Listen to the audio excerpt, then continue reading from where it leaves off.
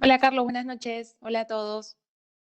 Hola, Hola a buenas todos, noches. hola Pau, Hola, hola buenas Carlos. noches. Hola Mari, ¿Cómo están? ¿todo bien?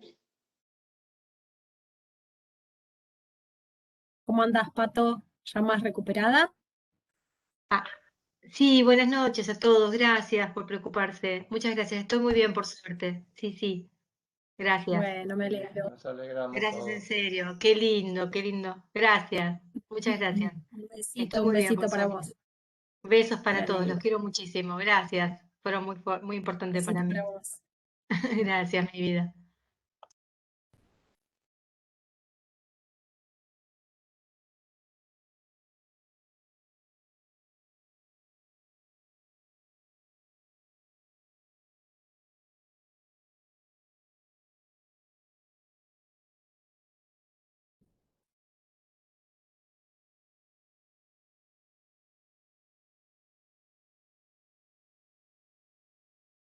Escucha bien, ¿estamos bien de volumen ahí?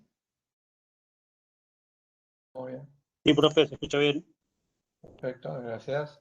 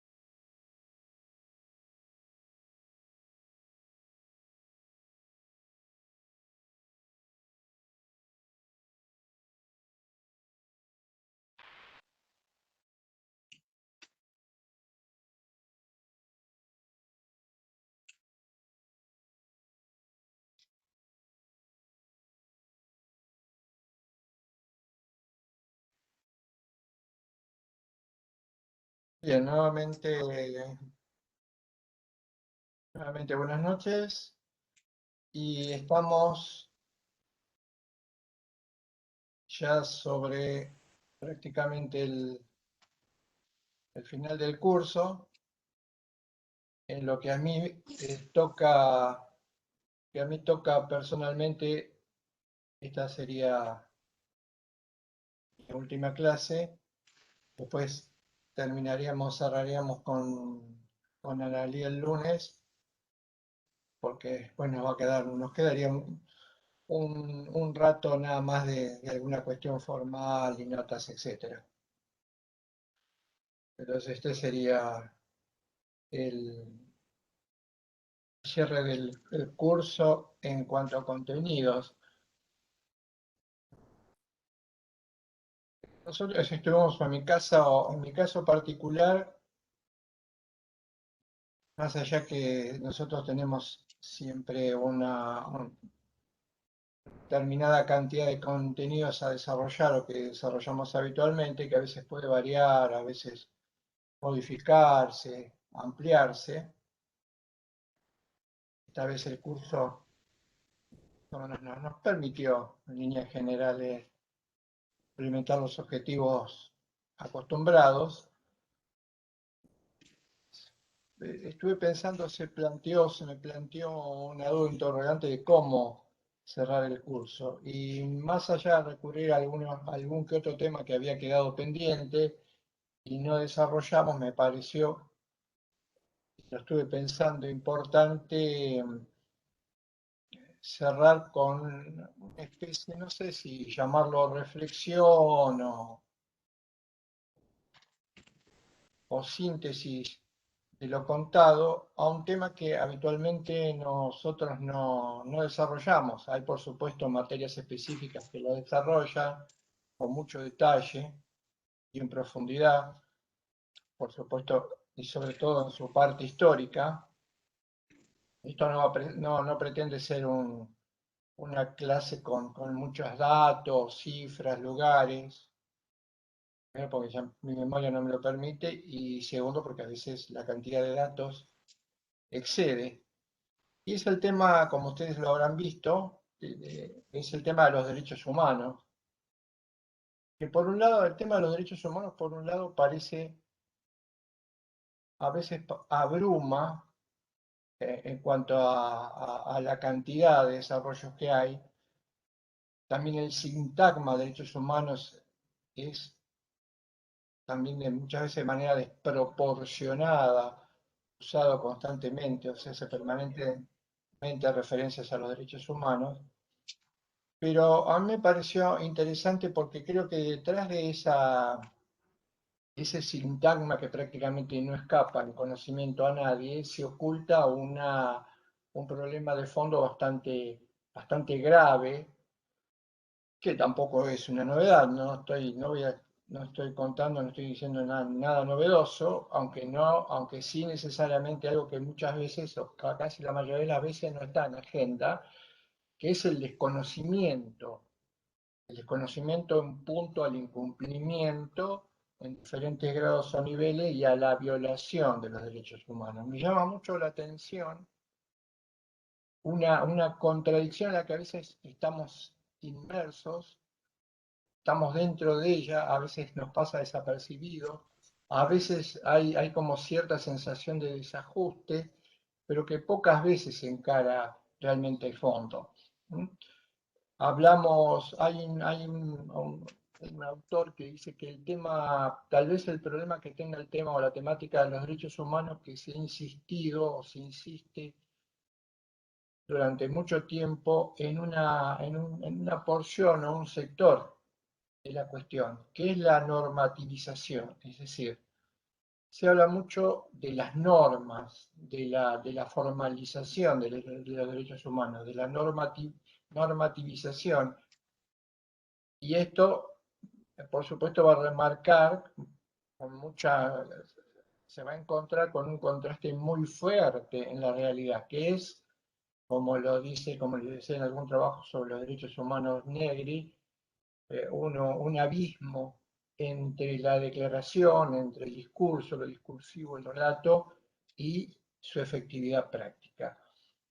Este abismo también, por otro lado, parece como insalvable. Cuando uno se refiere, o cuando se refieren a los derechos humanos, marcando exclusivamente esta dimensión formal, su expresión en normas, y la realidad parecería contribuir a una especie de desazón, como si fuese algo que no puede modificarse. Está bien, hablamos de derechos humanos, pero en el fondo todos de alguna manera sabemos y aceptamos con un gesto resignado que la relación entre su declamación y su efectividad práctica está muy lejos de ser la querida. Y esto parecería como algo inevitable, como parece una especie de desazón. Puede verse en el sentido común, también puede verse en los trabajos escritos sobre esto, pero que, por supuesto, a esta lectura se le escapa y por debajo de eso hay un enorme movimiento, un enorme bullicio, una enorme agitación en lo que podríamos denominar intentos de emancipación. Porque la emancipación, pueblos, a esto me refiero, la emancipación tiene que ver con el intento de obtener, de conseguir aquellos derechos que para muchos no son más que simples consignas, hablo de millones, simplemente más que consignas escritas en un papel.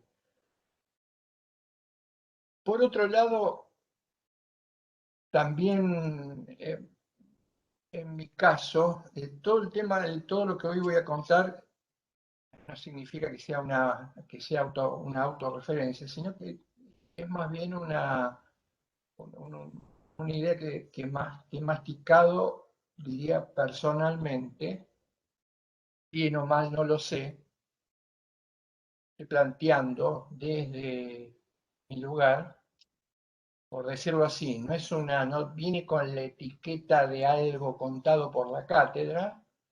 Nosotros hablamos de derechos humanos, pero esto sería más bien si se quiere compartirlo con ustedes, como una especie de inquietud. Y es un tema que el tema de derechos humanos no suele aparecer, como decía hoy, en nuestra agenda habitualmente. Y la última vez, diría una de las pocas veces que hablé específicamente de los derechos humanos, y recuerdo que fue una experiencia muy interesante porque estaba en el núcleo, en el centro de un país como el nuestro, formando parte de América Latina, en donde las violaciones a los derechos humanos son constantes y permanentes,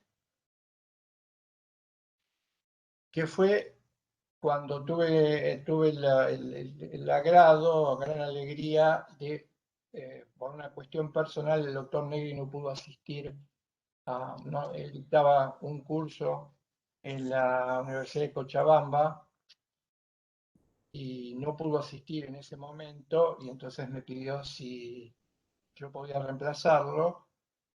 La temática era sobre los derechos humanos, y que lo enfocara como a mí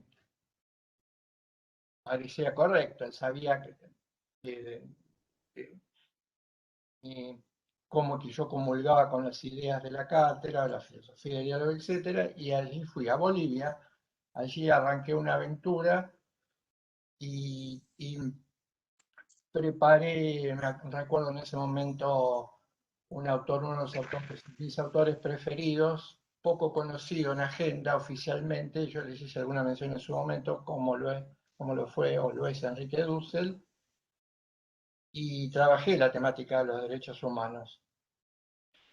Pero en esas clases era un curso de posgrado, es decir, no asistían alumnos, sino que asistían profesionales. Había abogados, había trabajadores sociales, integrantes de movimientos indígenas de Bolivia, había magistrados. Yo noté o percibí por primera vez que a veces cuando se habla del derecho o de los derechos humanos, y la explicación puede ser lúcida, puede ser completa, puede ser profunda, quien te escucha, sobre todo si, como en ese caso, había muchas personas que formaban, podríamos decirlo, estaban marginadas en ese país, ellos buscaban con avidez que esa presentación, ese relato, cómo iba a tener anclaje en la realidad, cómo podía tener anclaje en la realidad. La mayoría de las preguntas eran: esto está muy bien, pero ¿cómo se ancla en la realidad? Esto está trabado con la realidad. Esto tiene que ver con la realidad, con lo que nos pasa. Claro, yo tenía, más allá que un conocimiento muy simple o liviano de una realidad cultural diferente a la mía, pocas aristas para meterme más de lleno en eso. Y la comparación con la realidad de la Argentina de esa época siempre es dispara, aunque formamos parte de América Latina.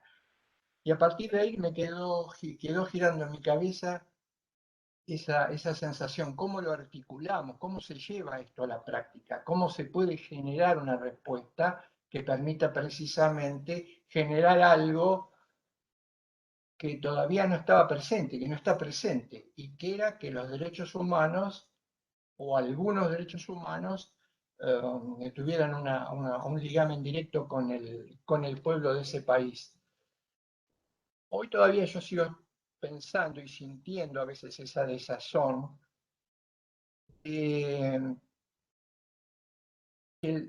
Lo que uno cuenta no es que esté mal, pero pocas veces tiene anclaje en la realidad. Y entonces habría que preguntarse por qué.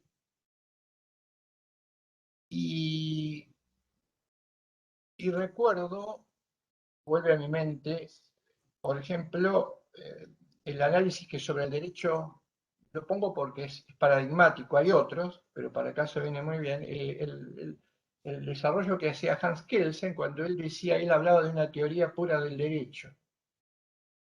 Digo, no estaremos más allá de que no estamos de acuerdo con Kelsen. ¿No estaremos purificando el derecho? ¿Qué quiero decir purificando el derecho? Purificando el derecho implicaría, vinculamos el derecho, y en este caso los derechos humanos, con los que nos pasa sociológicamente hablando, vinculamos los derechos humanos con lo que nos pasa como sociedad en el momento en el que vivimos, bajo la forma de gobierno que tenemos y contextualizado formando parte de América Latina. Somos conscientes que estamos insertos en un continente, América Latina, que tiene enormes problemas desde su nacimiento con la temática, lo vamos a ver fundamentalmente, de derechos humanos. ¿Tenemos en cuenta el contexto? O a veces este contexto se nos va y nuestros relatos sobre el derecho son descontextualizados. Es cierto que el derecho es un ideal regulativo, pero también es cierto que este ideal regulativo está pensado no como algo. Ideal regulativo quiere decir algo, es como una especie de un relato utópico, algo que sabemos que está, sabemos también que es imposible de realizar. Esta idea de utopía o de perfección eh, recorre transversalmente cualquier intento del ser humano, pero que al mismo tiempo, cuando nos acercamos, nos alejamos. Ahora, no nos ganará en la batalla, en el discurso y en el relato, no nos ganará la idea de ideal regulativo, y nos estamos olvidando qué está pasando en la realidad y en el contexto. Uno podría pensar, no podría decir, sobre todo en derechos humanos, y hay materias que pueden referirse contextualmente a los derechos humanos. Por ejemplo, se podría hacer una referencia contextual a los derechos humanos en historia. Entonces contaríamos el desarrollo, ese relato tan interesante de que se habla que los derechos humanos tuvieron su origen en algún momento en la historia, y aquellos primeros derechos humanos fueron denominados derechos humanos de primera generación, luego vinieron otros, los derechos humanos de segunda generación, y después apareció una tercera oleada de derechos humanos que tenía que ver más que nada con sujetos colectivos, con pueblos, y entonces aparecieron, por ejemplo, lo que hoy se conoce en las clasificaciones al uso como derechos colectivos, los derechos de los pueblos. También uno podría pensar, contextualmente se puede hablar de derechos humanos si en una materia como sociología incorporamos o analizamos los comportamientos relacionales que podrían dar lugar a las sociedades a la aparición de estas necesidades como derechos humanos. Sin embargo, sigue pareciendo que el enfoque es insuficiente. Pero no es que estemos huérfanos. Hay autores o hay escritores, hay pensadores muy interesantes y muy buenos que han tomado la temática, han trabajado esta temática de derechos humanos a fondo, en contexto, este es el término. Trabajar un tema en contexto. Entre ellos voy a nombrar, tomo 2 o 3 como guías y los recomiendo. Entre ellos voy a nombrar un pensador alemán radicado en Costa Rica. Tiene una obra muy prolífica. Algunos textos, es un pensador alemán, como les decía, que está viviendo en Costa Rica, Franz Inke-Lammer, una de las cabezas más importantes de pensamiento en temas de derechos humanos, globalización y estas cuestiones. Tiene una obra muy prolífica. Él es economista, filósofo y teólogo, pero los textos que trabaja sobre los derechos humanos tal vez sean los textos más claros. Tiene una obra también relacionada al tema con la economía, pero tal vez la economía o los textos en los que él cuenta estas cuestiones económicas sean más bien de entendidos o con un conocimiento específico. Hay otro autor también muy importante que se llama Solórzano Alfaro, es un abogado joven, José Norman Solórzano Alfaro, que tiene trabajos muy interesantes. Por ejemplo, un trabajo que nosotros solemos recomendar o utilizar en el seminario es él explica cuáles son las matrices. ¿Se acuerdan que yo en algún momento hablé de las matrices y de los marcos categoriales? Él analiza los marcos categoriales con que los sujetos nos acercamos a la realidad y trabaja puntualmente los marcos categoriales de la modernidad, y un autor como el que hemos nosotros transitado también en este curso, que es Hans Kelsen, es decir, la explicación de cuáles son las matrices, qué es lo que explica el pensamiento o las ideas que él señala y de la modernidad en un punto dado, es como una especie de deconstrucción. ¿Por qué Kelsen dice lo que dice? En el caso de Inke-Lammer, ¿por qué los derechos humanos en Occidente, no lo plantea de esta manera, lo vamos a ver en un rato cómo lo hace, se presentan como tan separados de la realidad cotidiana? Y algún que otro autor, Araujo Frías, que subió, nosotros también subimos material, son autores que trabajan el contexto. ¿Cuál es la importancia del contexto? La importancia del contexto es porque nosotros, yo estoy hablando de derechos humanos hoy, año 2021, siglo XXI, y en realidad, si cuento algo, tengo que contar lo que pasa hoy día, en la época.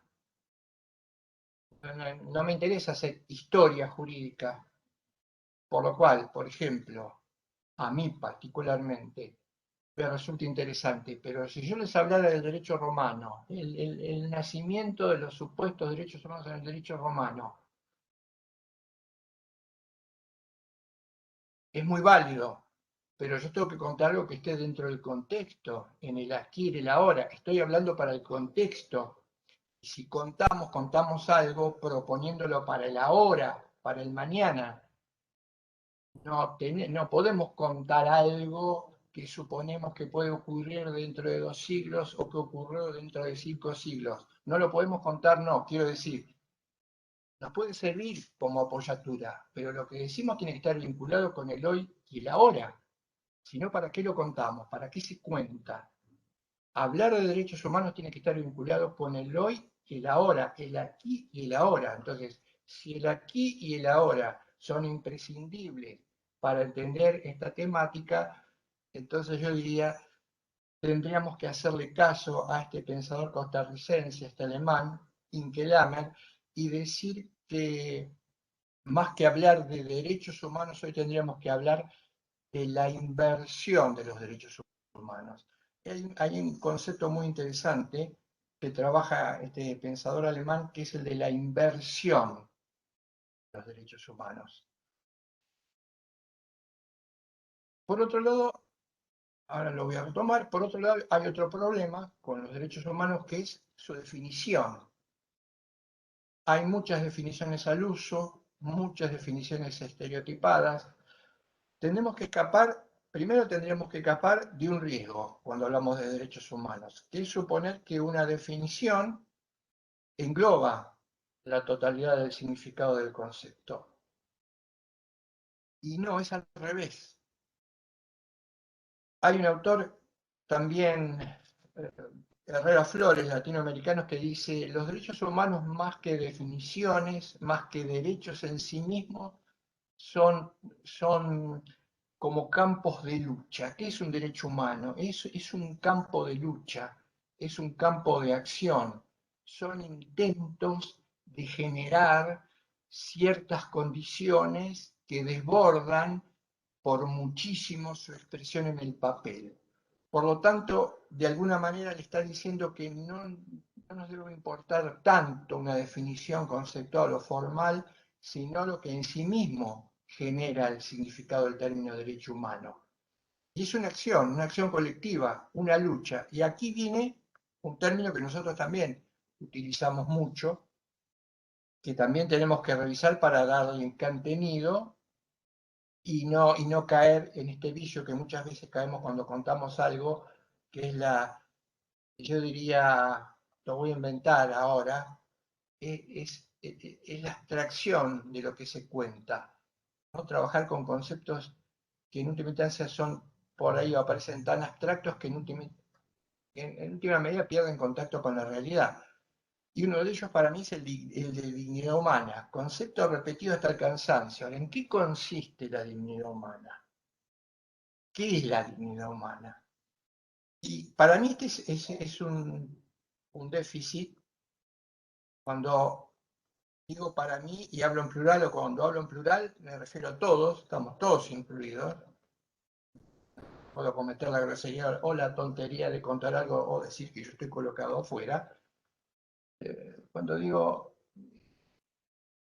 que se despersonalizan, que es abstracto, qué es la dignidad humana. Y la dignidad humana tiene que ver con la vida. Con la vida es criterio fundamental. Ahora, cuando alguien no puede vivir, cuando alguien es torturado, cuando alguien es perseguido, cuando alguien escapa de su país de origen y es eliminado, cuando alguien es dejado morir porque no se le suministran los medicamentos o las medicinas que son necesarias, cuando a alguien se le permite o se lo abandona al punto tal de que es desconocido, que se lo invisibiliza, que a la vejez vuelve tal vez a una situación primaria, que es no tener condiciones elementales de vida. Todo eso es indignidad humana. Eso nos tapa. Al hablar de dignidad humana, parece que tendríamos que ser un poco más cuidadosos. Todo eso atenta contra la vida. La precarización, ¿qué implica la precarización de las condiciones de vida? Cuando a alguien se le dice que queda librado a la suerte de Dios, pero que el estar librado a la suerte de Dios tal vez le permita mejorar. Esta precarización de las condiciones de vida atenta contra la dignidad humana. ¿Y el papel del derecho? ¿Cuál es el papel? Ahora vamos a ver cuál es el papel de los derechos humanos. Pero es una cuestión de vida, es negar la vida. Precarizar las condiciones laborales es negar la vida. Por eso tenemos posiciones o lecturas en los derechos humanos. Hay dos opciones, yo creo que no hay más. Una posibilidad, una lectura es hablar de derechos humanos en términos de vida, en términos de reconocimiento de la vida. Vida, y digo concretamente, somos seres humanos, somos seres corporales, somos seres encarnados, somos seres con necesidades, somos seres concretos, encarnados, para ponernos lejos de aquella visión que habla cuando se refiere al derecho de sujetos abstractos. No somos sujetos abstractos, no somos ciudadanos, no somos sujetos a los que se le imputan reglas, somos seres concretos, necesitados de carne y hueso, corporales. Por lo tanto, el criterio para medir si una perspectiva es humanizante o no tiene que ver con esta idea. Y la otra visión, la otra lectura es la negación de esta corporalidad. Y, por ejemplo, para que se entienda, este autor dice, plantea preguntas. Vamos a plantearnos una pregunta más que una respuesta. Él dice, sujeto de un derecho humano es un ser corpóreo. Ahora, se pregunta él, ¿una persona jurídica es sujeto de derechos humanos? ¿Una sociedad anónima es sujeto de derechos humanos? ¿Una empresa es sujeto de derechos humanos? Se plantea esta pregunta. Cualquiera sea la respuesta que le demos, ahora vamos a profundizar un poquito más sobre esto, a colación dice lo siguiente, como dándonos una pista que nos puede ayudar a ofrecer una respuesta. Y la respuesta hay que ofrecerla La respuesta hay que ofrecerla. Él dice, cuando una sociedad transnacional minera consigue un derecho de expropiación de minerales que va a terminar al poco tiempo o en un futuro no muy inmediato, con ese mineral agotando esa fuente, esa riqueza, pero que sin que esa riqueza haya vuelto al lugar desde donde se explota y donde se extrae, y que la comunidad de donde se explota o se extrae no tenga ninguna, no lo llamaría ventaja, sino, si se quiere, derecho en función de su participación, por de pronto no puede impedir que se la agote. ¿Quién tiene derechos humanos? ¿Los pueblos, el pueblo, la comunidad que vive en ese lugar o la transnacional minera? Es un indicio que da este autor. Y eso es algo que ocurre, esto es algo que ocurre, esto no es ciencia ficción, que no nos gusta, nos molesta, miramos para otro lado. No, esto ocurre. Por supuesto, esto también ocurre en la Argentina. Volviendo entonces al tema de la definición. Ah, perdón, no solamente ocurre en la Argentina. ¿Y por qué ocurre en la Argentina?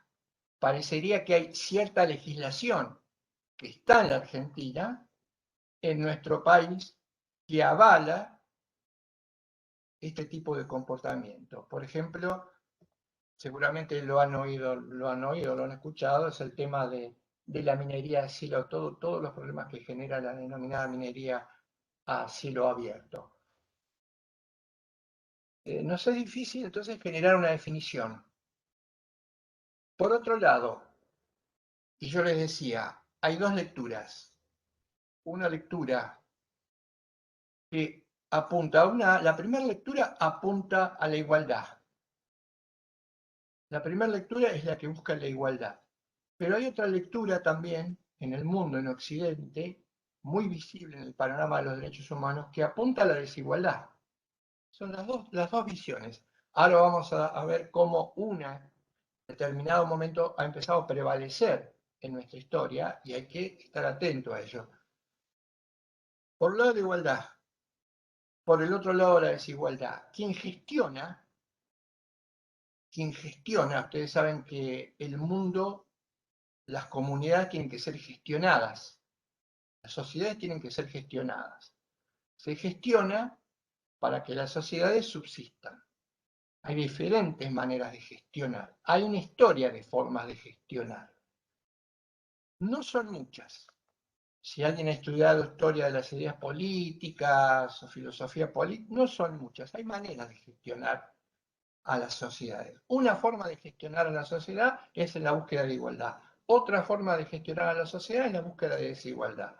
La primera, la búsqueda de la igualdad consciente de que las desigualdades tienen que ser eliminadas. La otra, la desigualdad en la suposición que la desigualdad es un valor, es natural, no puede hacerse ninguna crítica de esto y el contrario es lo que hay que impedir porque estarían agrediendo a quienes están en una situación de desigualdad, a aquellos que quieren ser iguales a estos que están en una situación diferente a quien quiere igualarse a ellos. Y el intentar igualarse a ellos lo ven como una agresión. No hay mucho más. Estas son las dos formas de gestionar. Y estas dos formas de gestionar el mundo compiten entre sí.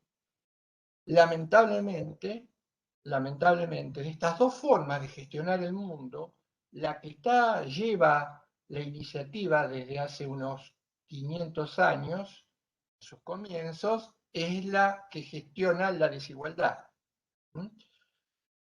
Y esta tiene una propia opción o visión sobre qué significan los derechos humanos. Y esta otra tiene una diferente.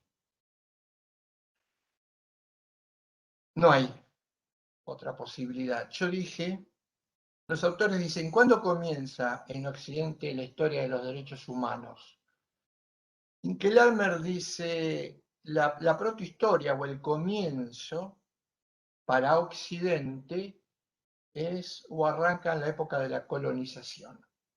Allí comienza, podemos decir, la historia de los derechos humanos, el intento, los movimientos de emancipación por recuperar los derechos humanos, y luego una transformación muy violenta, un cambio muy violento de paradigma.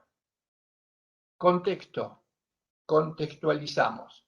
Ustedes conocen la colonización, países, las potencias imperiales, esto ya lo saben, simplemente un repaso, que tiene es menos comprometedor que ponerle nombre propio a lo que va a venir después, a lo que le voy a poner, como dice este autor, hay que ponerle nombre propio.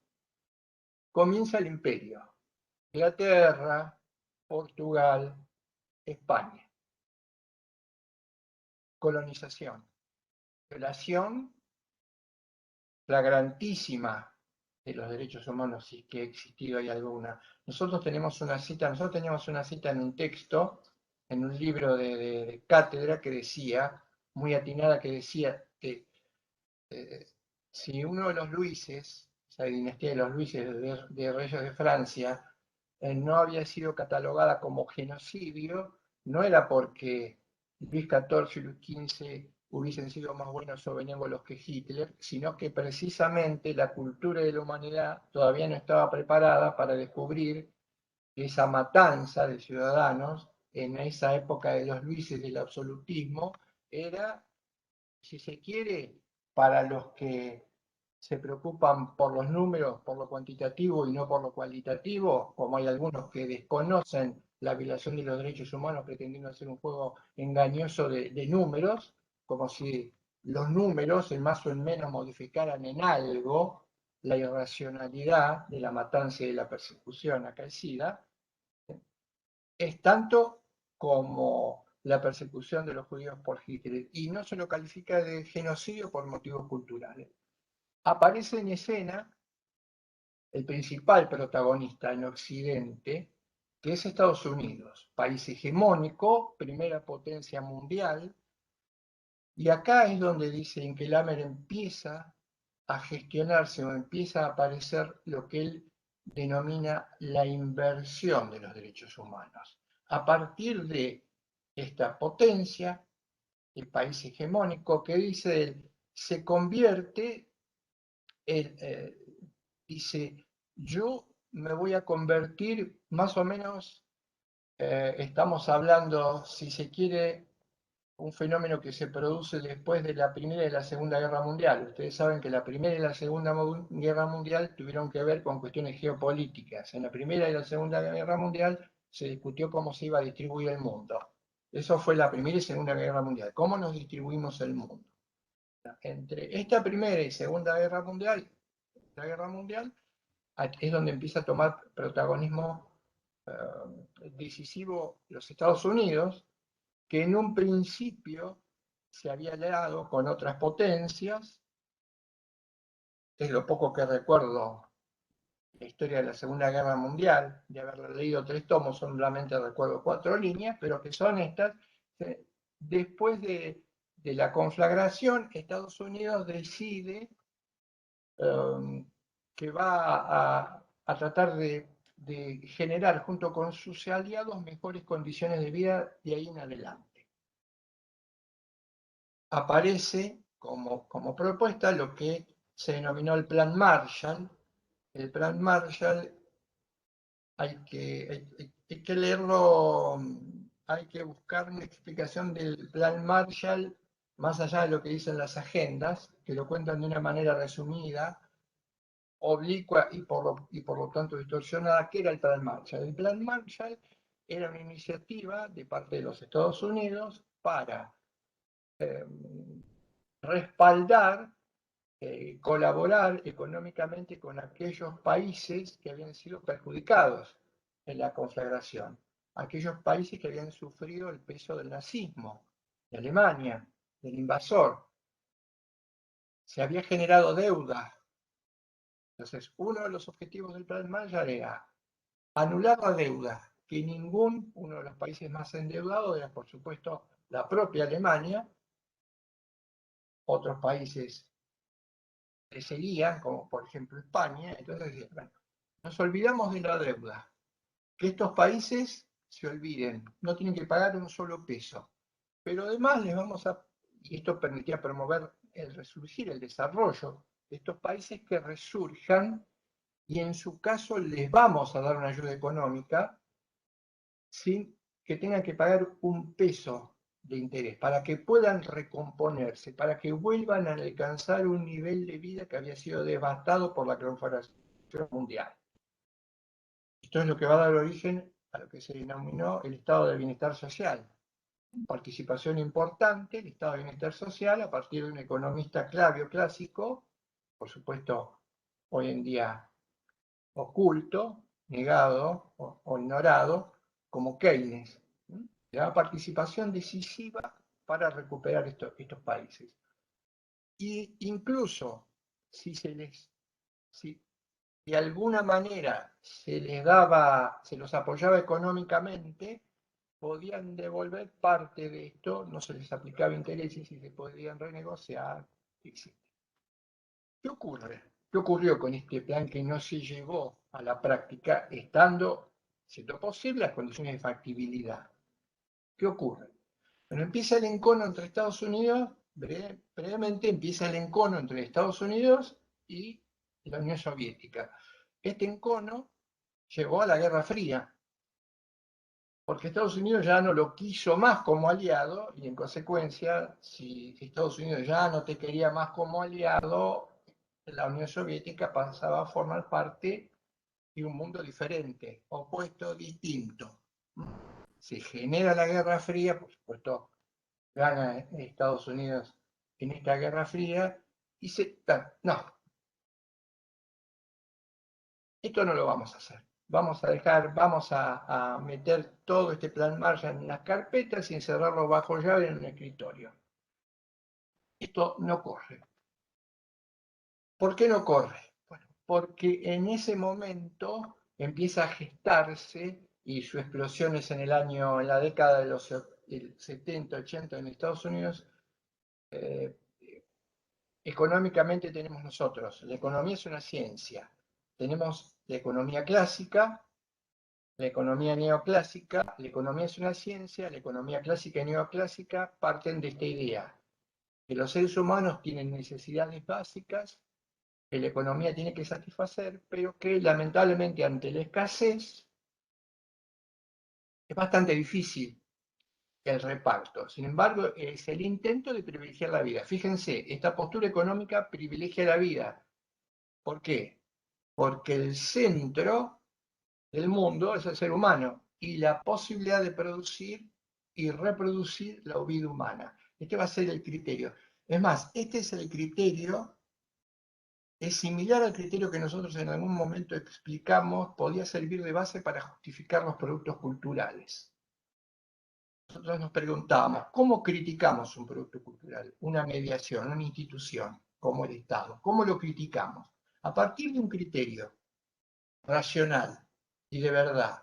¿Cuál es ese criterio racional y de verdad? Dice Inke-Lammer, que de alguna manera, sin ser un autor dialógico, por supuesto, comparte o tiene en su cabeza los postulados básicos de los pensadores, de todos los pensadores de esa época, la época de oro, nacimiento de la filosofía dialógica.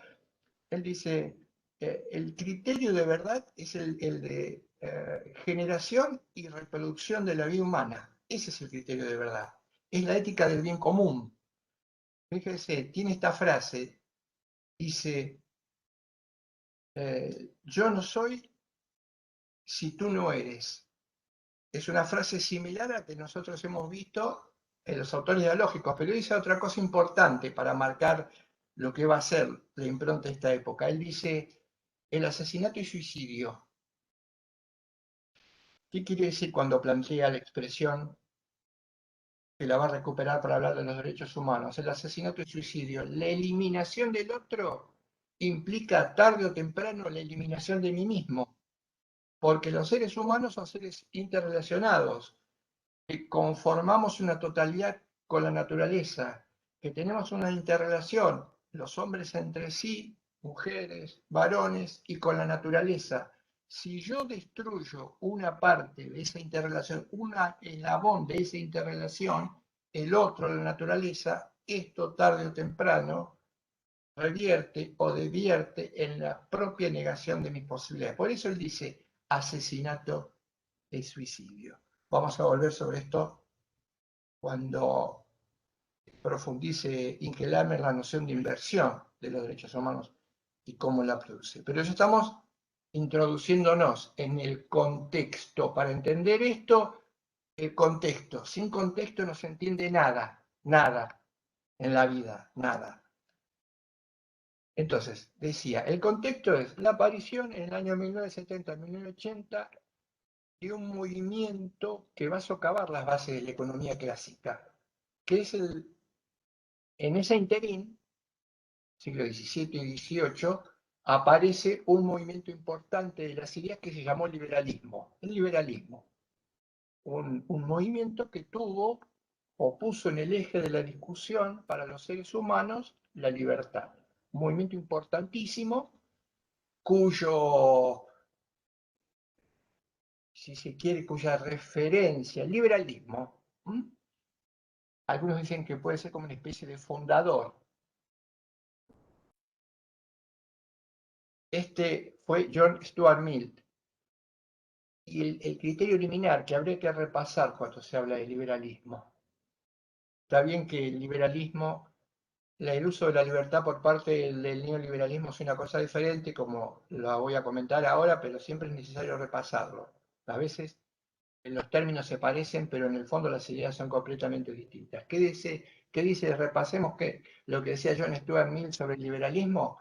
Él dice que la libertad es el principio básico, fundamental del accionar de los seres humanos y justifica su comportamiento, pero con un límite. Y ese límite, ese es el que habría que repasar. Nosotros llegamos desde la postura de la lógica a una idea parecida, pero no igual, es el principio de no daño al tercero.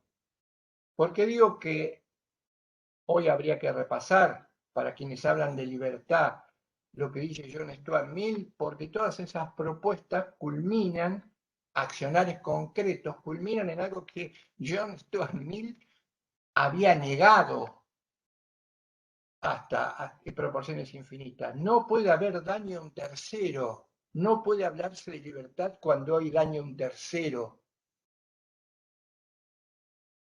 Seguramente harían que John Stuart Mill se revolviera en su tumba con las ideas de libertad que hoy se manejan en el mundo.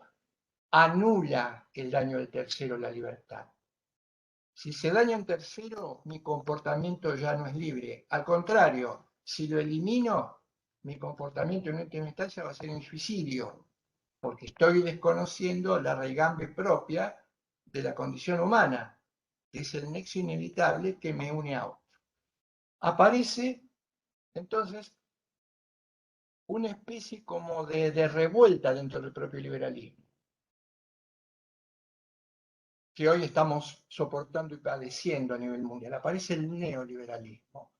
En Estados Unidos, con la Escuela de Chicago, aparece con los gobiernos en Inglaterra de Margaret Thatcher, en Estados Unidos básicamente de Ronald Reagan, y a partir de ahí se va a extender, y en este neoliberalismo en Estados Unidos, que tiene que ver con la Escuela de Chicago, aparecen dos de sus gurús más importantes, y casualmente algunos de ellos Nobel de Economía, que van a sustentar las bases de lo que va a consistir la inversión de los derechos humanos, que son von Mises, un austríaco, economistas ambos, y Hayek.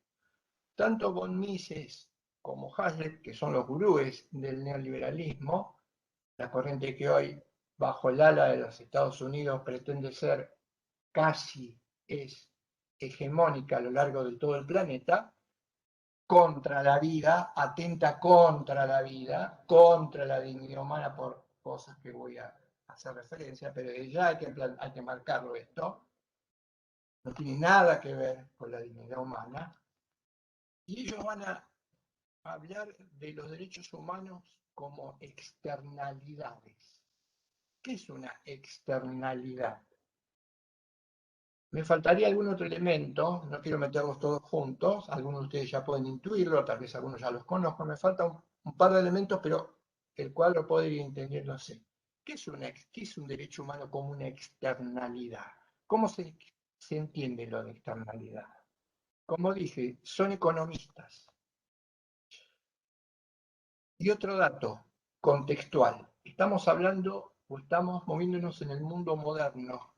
Dicen que la modernidad es un intento de generar un estado civilizatorio particular. Fíjense esta idea. Si no, el tema de los derechos humanos no puede entenderse. Hoy, por lo menos. Hoy, siglo XXI. Lo que va a venir cuando estoy puede interesarme, lo que pasó me interesa, pero más me interesa hoy. Nosotros vivimos hoy, hoy. Ayer no estábamos y mañana vamos a estar. Hoy es la cuestión.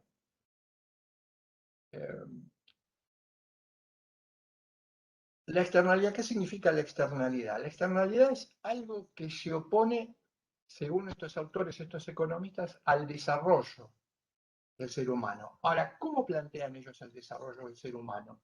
Dije, la modernidad es un proyecto civilizatorio. ¿Qué hace la modernidad? ¿Con qué barre primero cuando aparece como nuevo proyecto civilizatorio? Barre con la divinidad, con la idea de Dios. Barre con Dios. Sin embargo, como lo dicen claramente, Inkelammer reniega de la divinidad trascendente, es decir, algo que esté por encima del ser humano, pero elimina un Dios y crea otro. Y este otro Dios que se cree en la tierra, ya no trascendente, sino inmanente, va a ser, ya lo conocen, lo presentamos, ya han trabajado muchísimo sobre esto los autores, que intentan desbaratar las líneas del neoliberalismo, aparece el Dios mercado, que es un Dios, incluso estos autores, Mises y Hayek, hacen referencias, aunque parezca mentira, hacen referencias evangélicas al Evangelio, cuando trabajan sobre este, aparece el Dios mercado. Este Dios mercado exige, como los dioses de la antigüedad, estamos hablando de la modernidad, los modernos dicen por primera vez vamos a empezar a ser racionales y vamos a dejar de ser irracionales como lo eran en otras épocas. Ahora, esa supuesta racionalidad, que en definitiva es una irracionalidad encubierta, no le hace mella que este Dios requiera sangre, como el Dios de los primitivos, o de los primeros pueblos. Ya estamos utilizando la palabra primitivo, como el Dios de los primeros habitantes. Vaya racionalización, vaya paso importante que hemos dado en la modernidad y el ensalzamiento de la raza. Dios mercado. Se habla de un mercado absoluto, de un mercado omnipresente, pero el mercado de por sí es negador de la vida, niega la vida. Ahora, si al mercado se lo deja hacer en condiciones de competencia perfecta, dicen estos autores, la sociedad se autorregula, la sociedad se desarrolla, la sociedad progresa.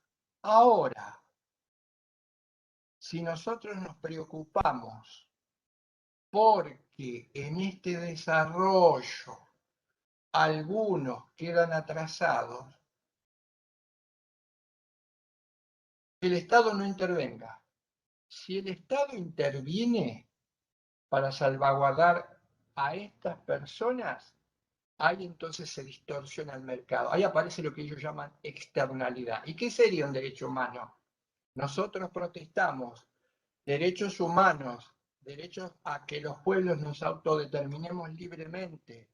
En consecuencia, no tengamos que sufrir un elemento que se va a incorporar, que aparece en esa época, la estrategia de la globalización, que nos sacude de sobremanera permanentemente a los países de América Latina y genera inestabilidad en todos los terrenos. Eso es una externalidad. No puede hacer esto el Estado, meterse. Y algo, una cita que hace Inkelammer que me parece interesantísima, ¿no?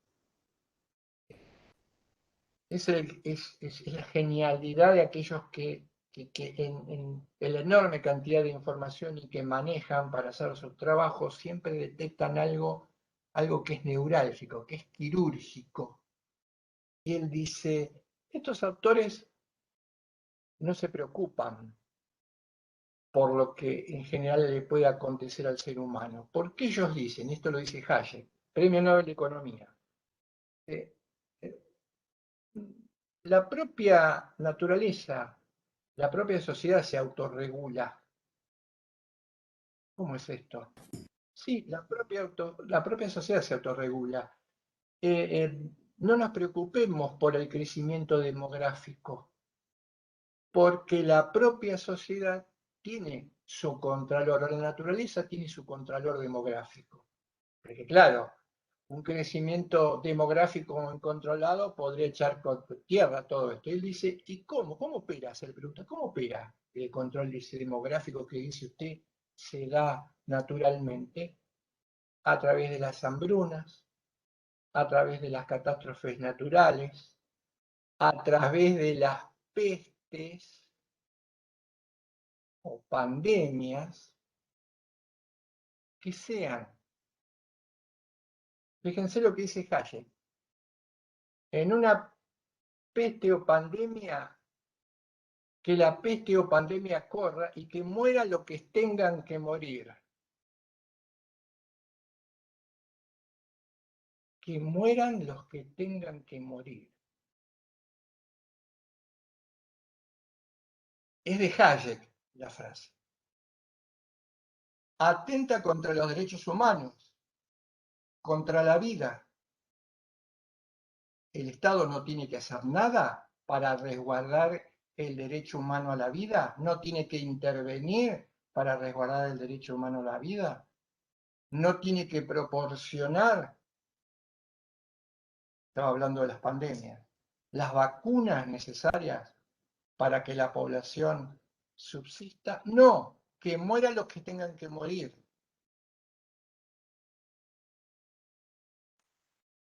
Volviendo entonces, o continuando con el contexto, decíamos, la estrategia de globalización. Y dice Inkelammer, ¿cuál es el leitmotiv de la estrategia de globalización? Y él usa esta expresión, es la ley de utilidad, es convertir, así como la ley de la gravedad es la ley que se extiende y trabaja en todo el planeta, nosotros tenemos que conseguir, dicen los neoliberales, la estrategia de la globalización, que se originan en la sociedad burguesa. No nos olvidemos que estamos hablando que tenemos como paso previo a esto que estoy contando la Declaración Universal de los Derechos Humanos. Un hito muy loable. Pero ahora vamos a ver cómo fungió esto. Hay que leerlo por debajo, o sea que no se hace en la agenda. Cómo fungió esto y permitió que este estado de situación que cuenta Inkelammer se dé hoy en día a nivel planetario. Retomo entonces, él dice, estrategia de globalización, y esta estrategia de globalización privilegia o va a privilegiar la ley de utilidad. La ley de utilidad es que solo se tiene que hacer, o solo se hace, o solo debe hacerse, aquello que genera la mayor eficiencia. Y precisamente la mayor eficiencia tiene que ver con el menor costo. Eficiencia, ley de utilidad, el mayor beneficio con el menor costo. ¿Quiénes son los adalides de esta ley de utilidad que van a generar lo que él llama la inversión de los derechos humanos. Hoy lo habíamos citado y planteamos este interrogante. Las personas de carne y hueso tienen derechos humanos. Una sociedad anónima tiene derechos humanos, dice Inkelammer. Las sociedades anónimas, las transnacionales, las burocracias privadas, como en el ejemplo de las transnacionales mineras o las transnacionales farmacéuticas, vamos a dar un ejemplo muy interesante, tal vez conocido, pero muy interesante y muy grave, tienen derechos humanos. Cuando se privilegia como derecho humano a la libre empresa en detrimento del derecho de los seres corpóreos, ¿acaso no se le está concediendo a la libertad de empresa un derecho humano que no puede tener, que no debe tener?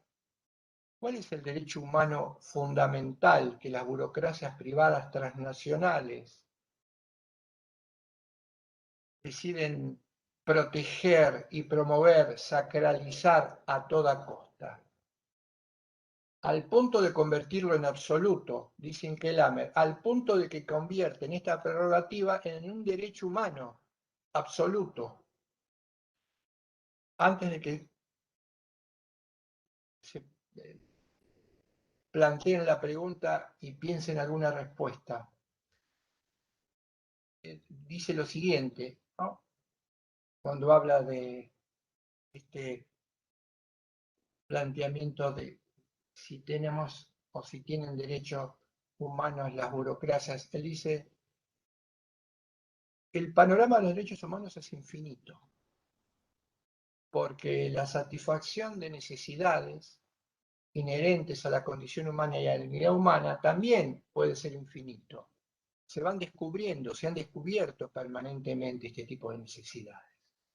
Esto se puede entender que sea un derecho humano, una necesidad que surge de la condición humana puede ser entendida como un derecho humano. Le ponemos todas las fichas ahí.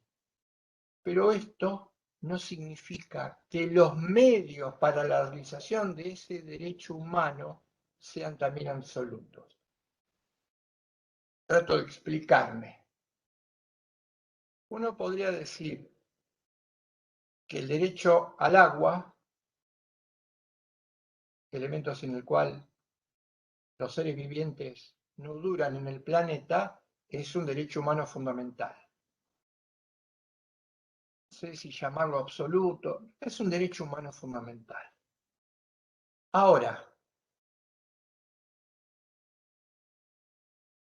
los medios para proveernos de agua no son absolutos. El medio que se convierte en el medio idóneo, por ejemplo, para obtener el agua, no puede verse como absoluto, no puede estar por arriba del derecho humano.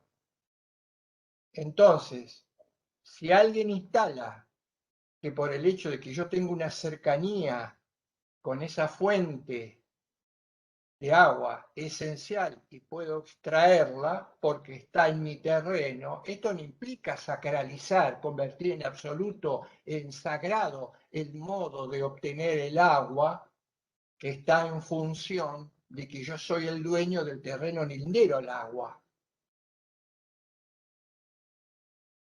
Porque esto tergiversa completamente la relación entre derechos humanos y modo de obtenerlo.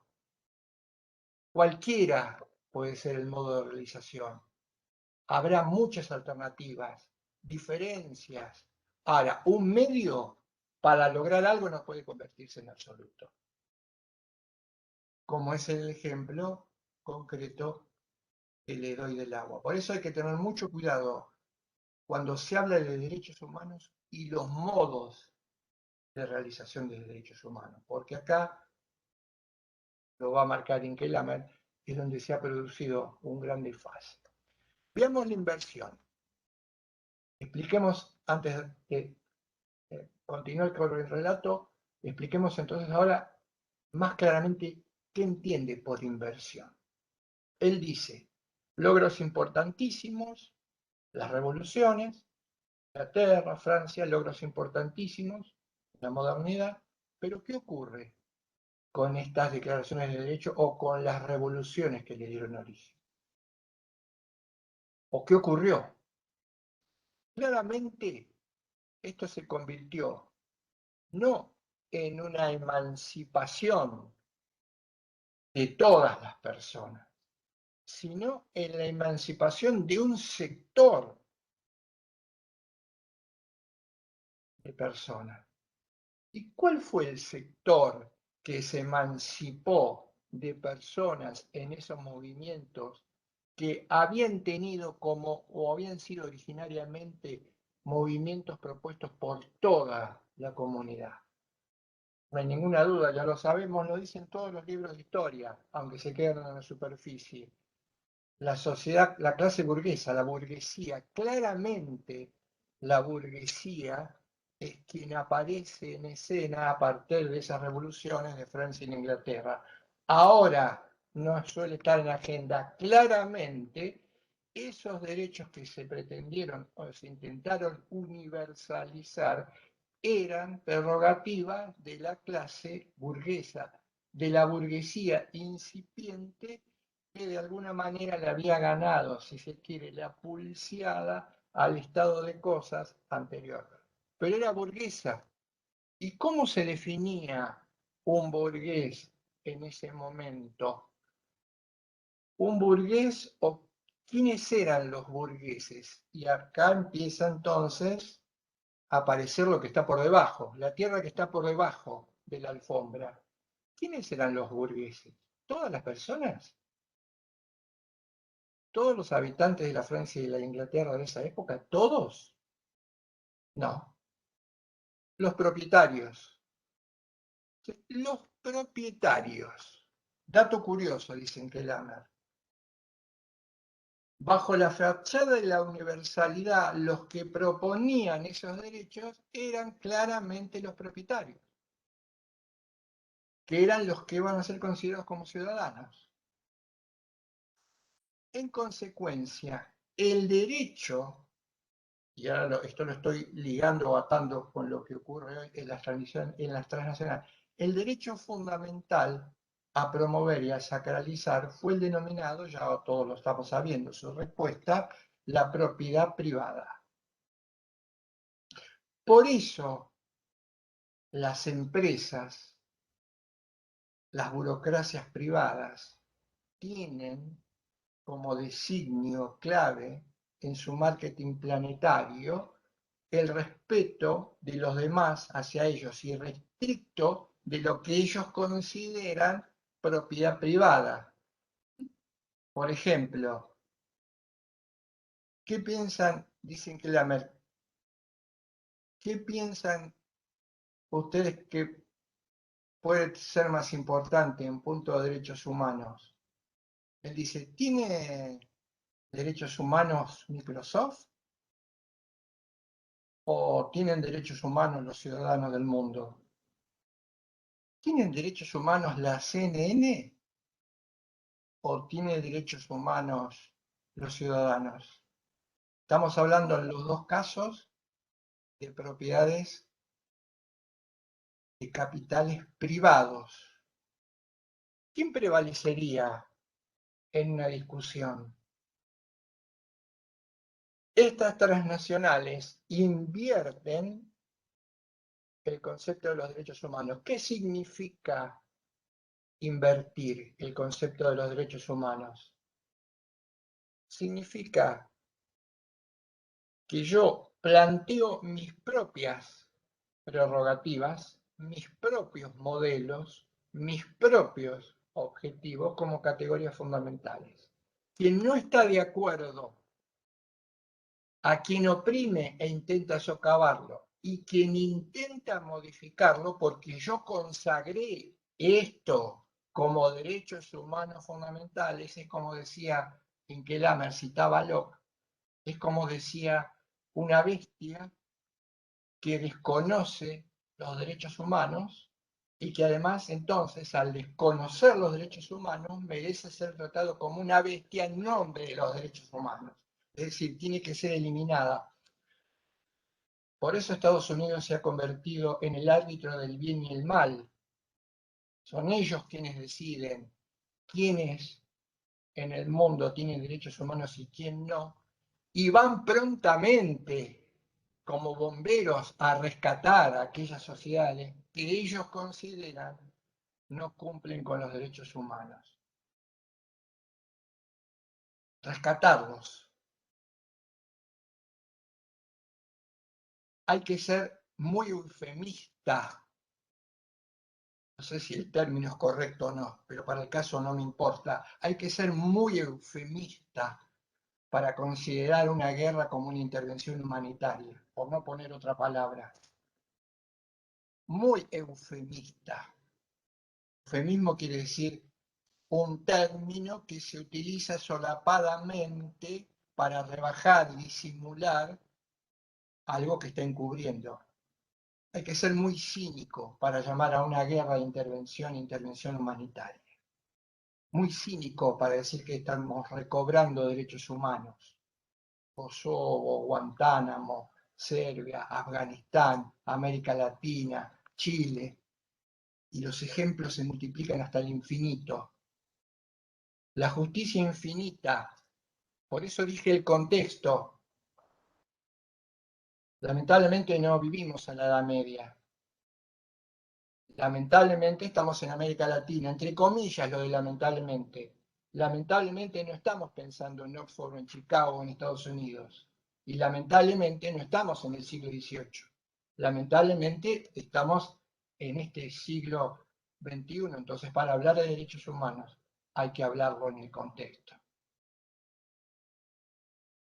Estas burocracias generan esta inversión y en consecuencia, sobre la base de esta inversión de los derechos humanos, exigen que las personas no se rebelen contra los dadores de derechos. Hay otra realidad que vino aparejado con esta inversión actual de los derechos humanos, que es el surgimiento. Este autor lo marca como algo positivo, que es el surgimiento de los movimientos de emancipación. Y él dice otra cosa interesante en punto a los derechos humanos, interesantísima. Él dice, el grito de los derechos humanos, ¿de dónde provino? Ya lo sabemos, pero ¿de dónde provino? Y algún despistado podría decir, ¿de dónde provino? A ver, y debe haber provenido de los negros, de las mujeres, de los esclavos, de los proletarios. No, no provino de ninguno de estos. Lo que sí generó luego fue por parte de esto de innumerable cantidad de movimientos sociales y de movimientos de emancipación. Y ahí empezaron a jugar su papel en punto a los derechos humanos. Hoy hablaba de la CNN, los medios de comunicación, que son o casualidad privados. Casualidad, ¿no? Privados. ¿Qué hicieron? ¿Qué hacen estos medios de comunicación continuamente y cotidianamente? Demonizan a los movimientos sociales. Los demonizan porque dicen que es necesario crear un monstruo. Es necesario generar un monstruo porque entonces cuando generamos este monstruo, el monstruo viene de la mano de la estigmatización, de la fake news, etcétera, etcétera, tenemos el enemigo al que podemos ir a buscar para que no retrasee nuestros derechos humanos. Por eso la persecución constante y permanente de estos movimientos que pretenden la emancipación. Por eso la inestabilidad en lugares como América Latina. Pero hay un ingrediente y un condimento más que no puede quedar afuera del contexto. Y esta es una idea que aporta Norman Solórzano Alfaro, cuando él hace una crítica de la imaginación jurídica de la modernidad. Él dice, ¿qué suelen hacer estos gestionadores del bien privado a nivel planetario? ¿Qué suelen hacer?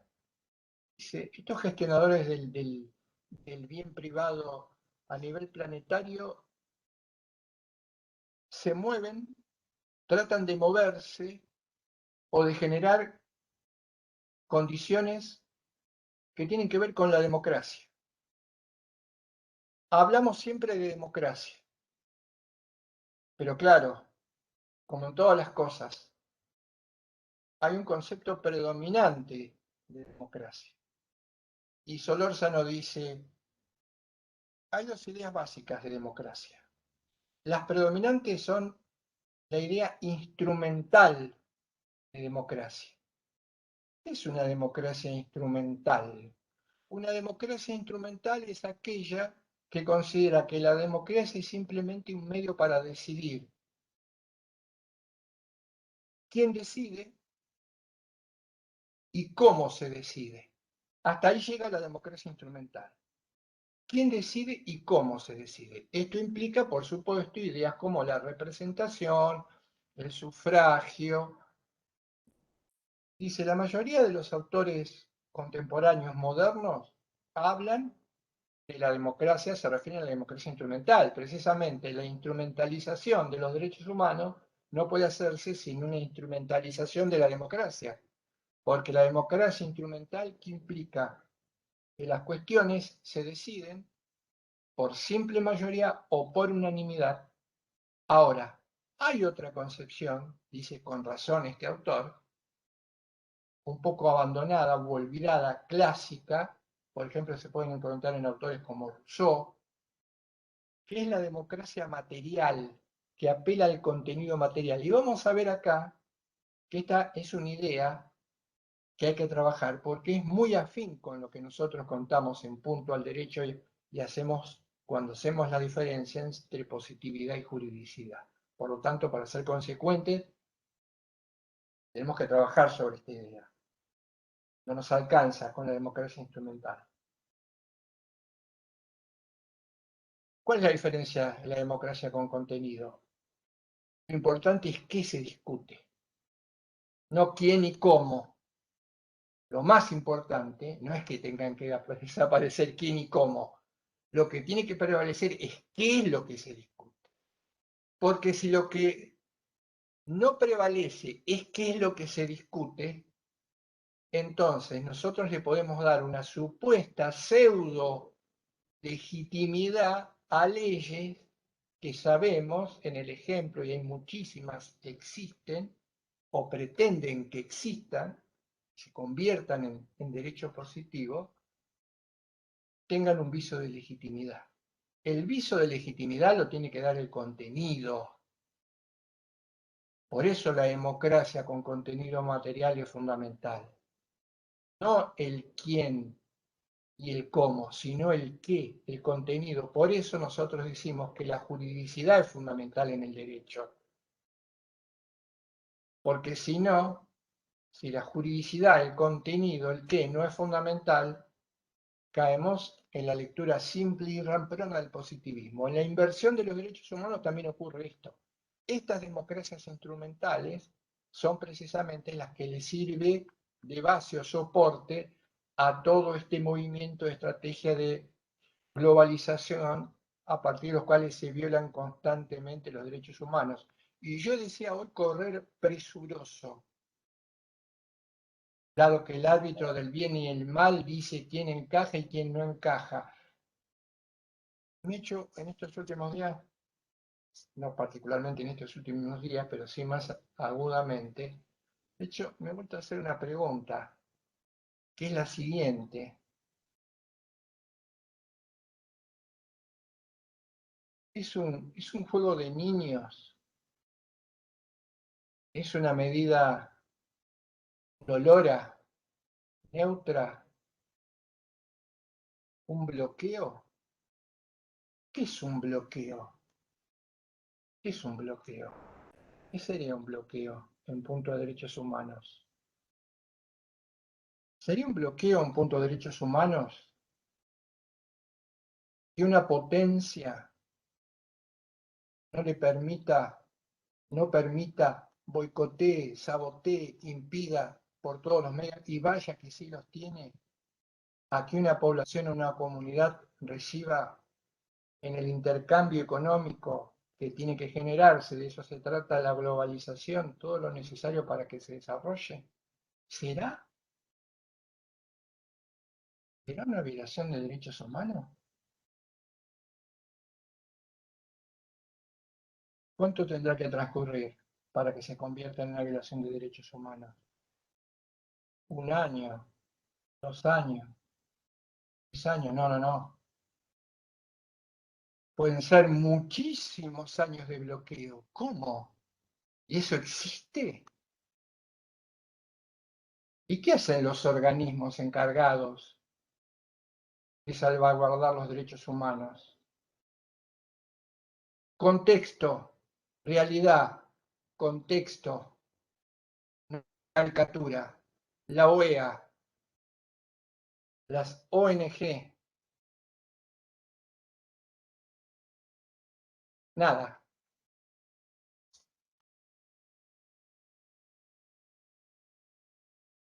¿Será un bloqueo o no será el bloqueo una violación a los derechos humanos? Las burocracias transnacionales, dice Inkelammer, se gobiernan por la racionalidad instrumental. ¿Qué es la racionalidad instrumental? Esto es importante, el tema de la racionalidad instrumental. Nosotros lo hemos trabajado de alguna manera en alguna cuestión. ¿Qué es la racionalidad instrumental? Por ejemplo, cuando vimos Kelsen, pero muy así, muy esporádicamente. Ahora vamos un poquitito más a fondo. Dicen que la racionalidad moderna es la racionalidad instrumental. ¿Qué es la racionalidad instrumental? Que es la única y exclusiva racionalidad que se dice a partir de los modernos tiene el ser humano, que es la racionalidad que lleva de los medios al fin. ¿Pero qué es lo racional acá? Los medios. ¿Cuándo un medio es racional? Cuando me permite lograr mi objetivo con una máxima eficacia. ¿Y cuándo yo consigo un objetivo con una máxima eficacia? Cuando tengo poco costo y muchísimo beneficio.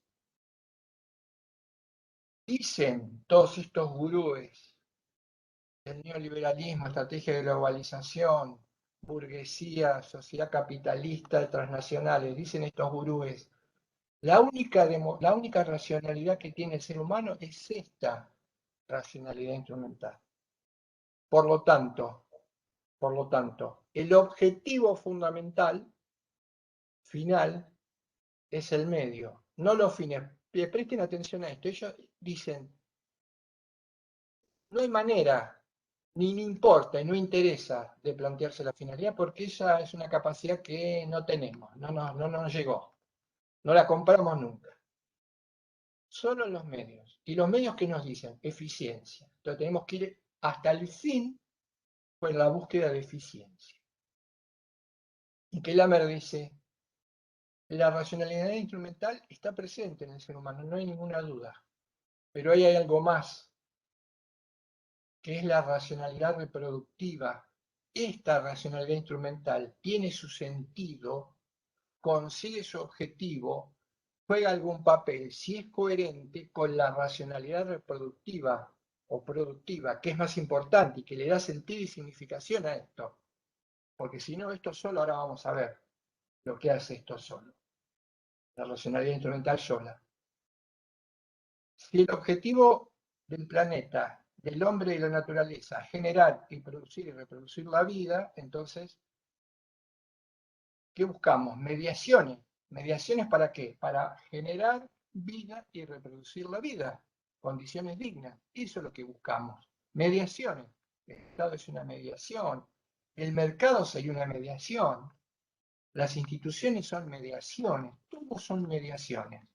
Para conseguir ese objetivo de producir y reproducir la vida. Tiene sentido, entonces, en la medida en que yo elijo un medio para conseguir algo que no esté reñido con la vida del sujeto. con la corporalidad del sujeto. Pero además, ¿por qué? Fíjense, cuando nosotros hacemos cosas, cuando generamos acciones, lo que se llama acción directa, yo puedo prever el resultado de mi acción directa. Puedo tener experiencia de mi acción directa. Vamos a poner un ejemplo sencillo.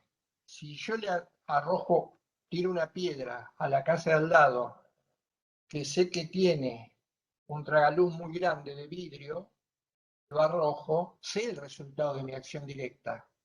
Sé que cuando la piedra caiga, va a romper, hacer añicos el vidrio. Hasta ahí lo sé. Ahora, no sé, no somos tan conscientes de las acciones indirectas, es decir, de los resultados indirectos que puede generar esta acción directa. Ni podríamos preverlo, aunque podemos intentar acercarnos, hay ciencias que están trabajando sobre esto, aunque nos resulte imposible de alguna manera porque son múltiples a gran escala y son difíciles de pensar. En el ejemplo, yo no sé si debajo de ese tragaluz no hay una cuna y no hay un bebé durmiendo. Y a lo mejor no me entere nunca. Y la caída de los vidrios provoque la muerte.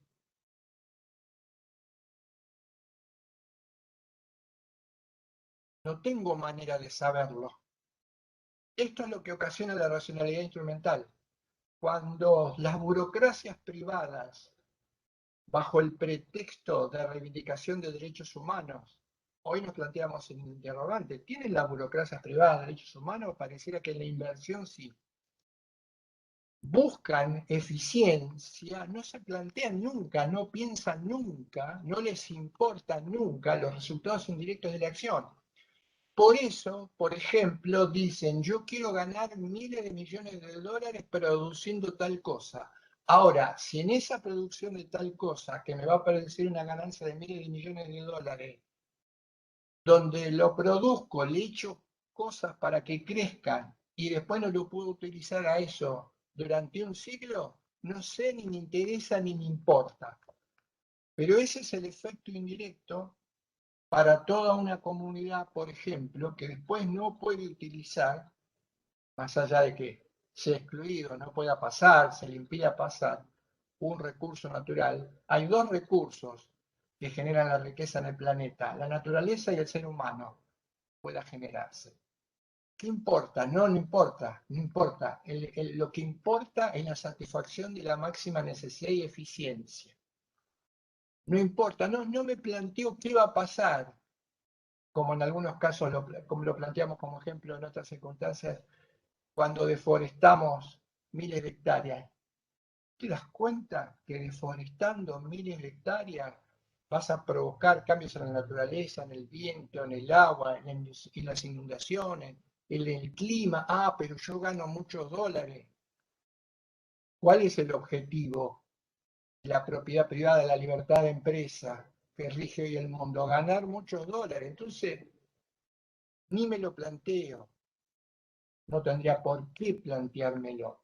Estos son los efectos devastadores que genera la racionalidad instrumental, porque además hay otro problema, dicen que Lammert, con un cierto dejo de ironía, la Tierra no es una planicie que se extiende redonda, no es una planicie que se extiende indefinidamente, en donde si yo tiro una piedra acá, esa planicie, ¿no? Como si fuese una alfombra de 10.000 kilómetros, nadie se entera la otra. No, es un planeta lamentablemente redondo e interconectado. Entonces lo que yo tiro acá puede repercutir en China. Ahora, si no me interesa que repercuta en China, si fuera, ¿no? Como una alfombra larguísima, entonces uno podría tener una bomba acá y en la punta de la alfombra ni se entera. Yo tiro una bomba acá y las consecuencias ecológicas son devastadoras. Las sufre tarde o temprano todo el planeta. Esto es lo que él llama la racionalización de lo irracional. Estas son las razones. ¿Los motivos se dan razones y motivos para hacer todo esto? Sí, precisamente, se dan motivos y razones para hacer todo esto. Estos pseudo motivos o estas pseudo razones son una racionalización de algo completamente irracional. Ahora, habíamos partido, la agenda, los libros, la historia, habíamos partido de un gran avance en la historia de la humanidad con la modernidad, que era la racionalidad. Hoy, y acá hay un dato que es preocupante. No sabemos, por ejemplo, la generación de desastres que tiene que ver con la racionalidad instrumental, no se puede prever. Yo sé que puede pasar, pero no sé cuándo, no voy a poder saber cuándo. Concretamente, estamos devastando ecológicamente al mundo, no podemos saber cuándo va a pasar. Tal vez, y esto entraría dentro de las posibilidades, espero que no, tal vez podría ocurrir en una semana. No lo sabemos, pero el hecho de que no lo sepamos, no lo podamos saber, no implica que haya que mirar para otro lado. Es imposible saber cuánto puede durar el mundo ante esta irracionalidad en los manejos de la ecología, etcétera, etcétera. No lo podemos saber. ¿Un mes? Un año, 2 años. Ni lo vamos a saber tampoco. Posible. Podría desinquelarme, ocurrir mañana, podría ocurrir dentro de un mes. Sin embargo, no se detiene. El sistema, la estrategia de globalización, el neoliberalismo, el capitalismo salvaje, la inversión de los derechos humanos, no se detiene día a día. Contexto. Gobiernos que gestionan la igualdad, dije hoy. Gobiernos que gestionan la desigualdad. El peligro de que esos gobiernos que gestionan la desigualdad propongan lo que en última instancia seguirá siendo, se convertirá en una nueva y flagrante violación de derechos humanos. Pagámosle un peso a todos. Se supone que un salario, también lo decían los liberales, esto también tenía razón, se supone que un salario a nivel de trabajo y de mano de obra tiene que al menos subvenir las necesidades básicas. Pagámosle un peso a los que trabajan. ¿Cómo le vamos a pagar un peso a los que trabajan? Que de esta manera vamos a generar más empleo. Sí.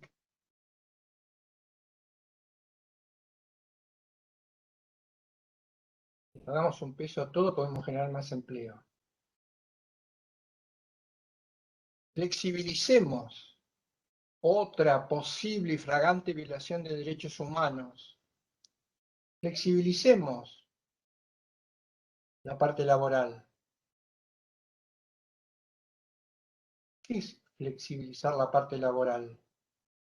Y flexibilizar la parte laboral es que la mano de obra se vuelva más funcional. Es un lío vago, es trabajoso, tener que pagar una indemnización, tener que pagar cargas de familia, tener que pagar previsión, son externalidades, me bajan la tasa de ganancia, molestan. Además, va a haber muchísimo más empleo de un peso que va a durar un mes, 2 meses o 3 meses porque te podés desembarazar de esta persona cuando se te ocurre, cuando se te cante, porque va a estar flexibilizada. Violación flagrantísima de derechos humanos. Potencialmente posibilidad de que esto se convierta en ley.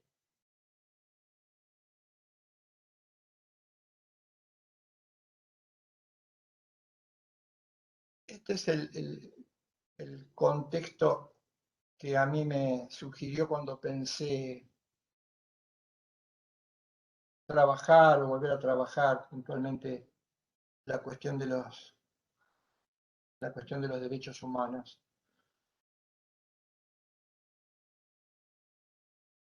Me parece que si no se hace contextualmente,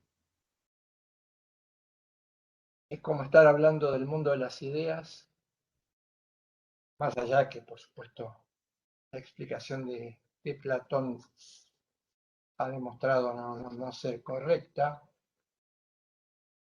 Es como hablar del mundo, pero a la inversa, ¿no? Hablar de los derechos humanos como se habla habitualmente sería la inversa.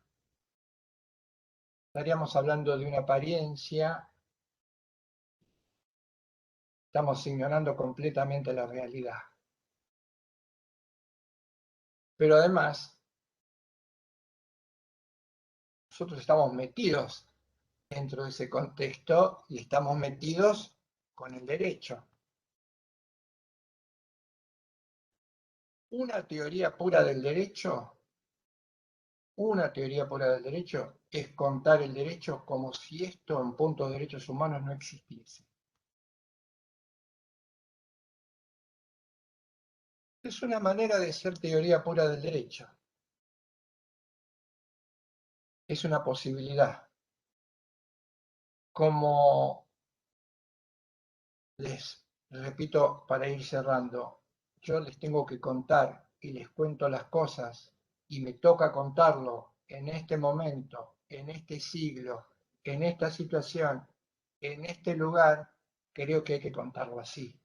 No voy a tener la oportunidad de contarlo en otro momento ni contarlo para atrás. Ni tendría mucho sentido contarlo para atrás, ni contarlo imaginándome lo que va a pasar cuando yo no esté y ustedes como generación tampoco estén. Entonces, si hoy estamos con mayor o menor diferencia generacional, trabajando, viviendo, tenemos que hacer todo esto en contexto. Y esto, en contexto, tiene que estar detrás de lo que se cuente, de lo que se diga, de lo que se arme, bien o mal, de lo que se relate. Si no, estaremos haciendo un flaco favor a los derechos humanos. Cualquiera sea el grado de violación que se produzca en los derechos humanos, no puedo compararme con el grado de violación de los derechos humanos que puede sufrir un extranjero refugiado que intenta escapar de un país que está en llamas. No lo podría hacer porque no es mi situación. Tampoco puedo contarla de una manera tan distante porque no voy a decir ni gracias a Dios o no gracias a Dios. Tal vez no se interprete ninguna de las dos de una manera sincera, pero tampoco formo parte de una transnacional o burocracia privada. Considera que es dueño del mundo. Todos estamos, salvo un pequeño sector, con una violación constante o permanente, más o en menos, de derechos humanos.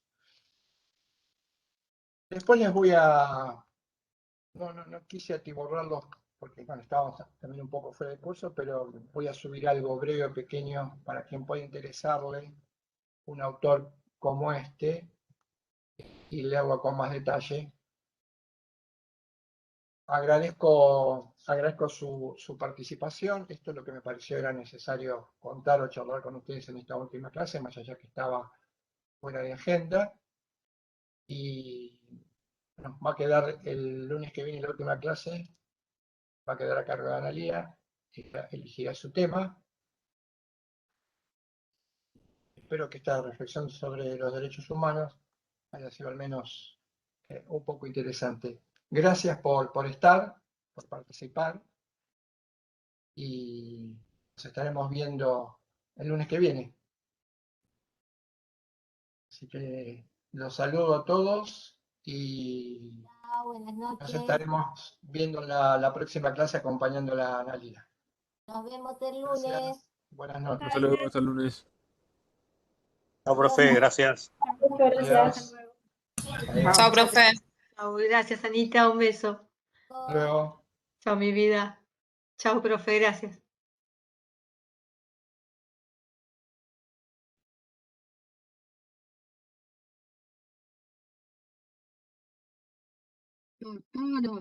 Doctora, ¿Sí? una Sí. pregunta. Está con, em, me faltan, tengo 5,75, aprobé preevaluativo. Ah, sí. El Sí, o sea, promedio, explicarle el criterio si querés. Tengo Explicarle el criterio, Analia, si querés, de la nota. 5,75. Explicarle cuál es el criterio de que usamos. sí, para Perdón. el promedio final es 5,75. Sí, No, es la nota, es lo que le queda. Les comento para todos. Es un segundito, porque me preguntaron algunos. Si el alumno tiene como nota promedio final un 5,50, un 5,55, un 5,60, un 5,70, etcétera, etcétera, no llega a 6, el criterio es, creemos que corresponde subir la nota a 6. Si por el contrario, la nota es 5,5, 5,10, 5,15, no llega a Queda en 5. 5,50, queda en 5. Ese es el criterio sencillo que consideramos nosotros correcto. Por eso es que la mayoría, o algunos, no la mayoría, algunos que tienen más de 5,50 o 5,50 van a ver reflejado como nota final un 6. 6. gracias. No me aguantaba el saberlo. Disculpe que si quieren ir a cenar, pero estaba muy intrigada. Muchas gracias. Y no te preocupes, No, de Débora. nada. Muchas gracias de verdad. Muchas gracias. Me hizo bien porque yo he leído de filosofía, pero me di cuenta que no la leía como correspondía. Bueno, ¿Viste? Porque Escuchar las clases ayuda y esclarece mucho el panorama. Así que me alegro que te haya servido. sí, porque voy a seguir consumiendo filosofía y ahora puedo decir porque no queda como que quiero quedar bien con ustedes. Les estoy hablando de corazón. gracias, Débora. Gracias, Débora. Nos alegramos que... Un gusto, doctor. Gracias por esta posibilidad. Nos vemos, Débora. A vos, grande, a vos Débora, que por estés bien. compartirlo. Ojalá lo que más deseo estar bien. Así pasamos. Gracias. Chao, chao. Hasta luego. Luego, perre que me tardo en irme. Yo no me quedo de chuma, perre. Ay, ay, ta.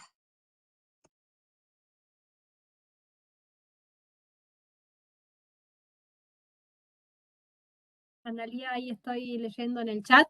No te preocupes, ya lo registramos. Ah, bueno. Analía Arias, tu Ahora tocaya. estoy mirando, recién estoy mirando los chats. Sí, no, es inédito lo que me están lo que me estaban comentando en el chat nuestro, ¿no? Sí, En viste. el grupo. Sí. Es una caja de sorpresas hasta el último segundo, este curso. Sí, tal cual. Es como Y muy no sé, no. ¿Vos lo leíste, Analía? ¿Lo leíste? ¿Leíste lo del chat? sí. ¿El grupo? No sé qué decirte. Porque sí, reglamentariamente. No. Lo que dijimos a lo último. Sí, me parece que hay que Publicamos hacer eso. solamente No, es rarísimo la que corresponde. porque, no sé, los cánones de toda la vida es, si no aprobaste, recuperás, si aprobaste, Sí. no creo que va a tener que prevalecer después tendremos que explicarlo, creo que tiene que prevalecer Sí, la nota que había, no, le doy, no. claro. No, lo que pasa es que no quiero todavía hacer ningún comentario, pero después lo voy a hacer. Que hay una confusión en una de las personas, que ya intentó hacerlo la vez pasada y ahora lo hizo.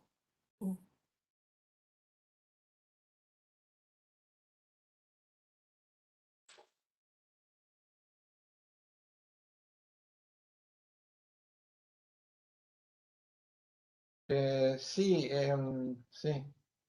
Y Stefano era la alumna que había faltado. Yo esa chica, ¿no? Sí, lo hizo. Me dijo, le escribió Marina que lo había hecho. Sí, lo hizo. Sí, yo ya había consultado por una alumna porque resulta que estaba revisando, después no lo hice. Estaba revisando la lista de los usuarios para mandarle un mensaje a Stefano, después no le mandé. Y justo miro una alumna, me llamó la atención, porque viste que te marca cuántos días hace que entra el curso o no. Y decía como si 51 días. Digo, ¿cómo la tenemos si 51 días que no está en el curso?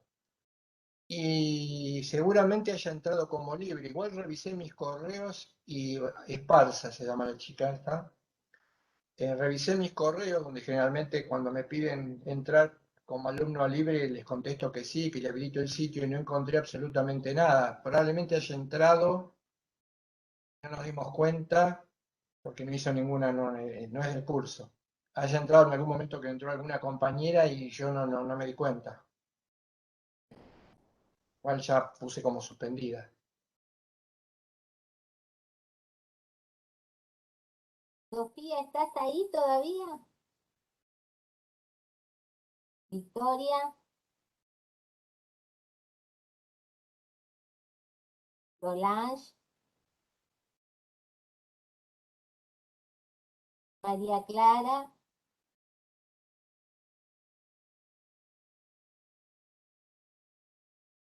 Profe, yo sí estoy. Bueno, ya nos despedimos hasta el lunes. Buenísimo. Que tengas mucha suerte. Nos vemos. Nos vemos. Chau, chau.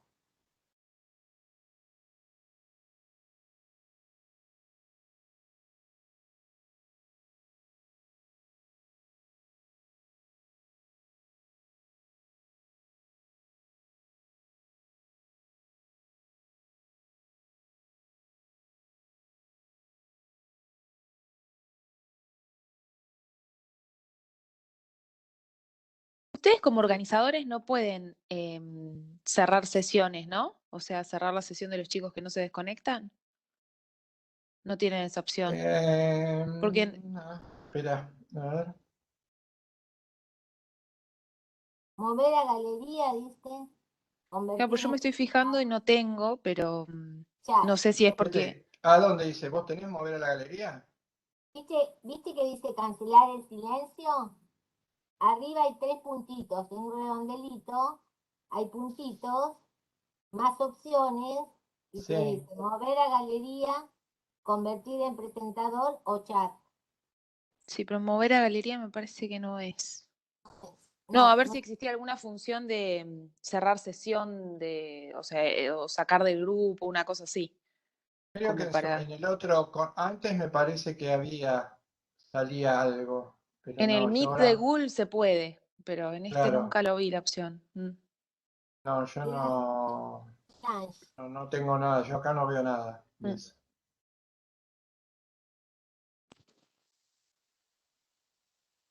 ¿Quién es el organizador? ¿Vos paraste la grabación en realidad? Sí. No. Sigue grabando, ¿eh? Ah, parala, porque te toca a vos que entraste después, no me dejaba a mí.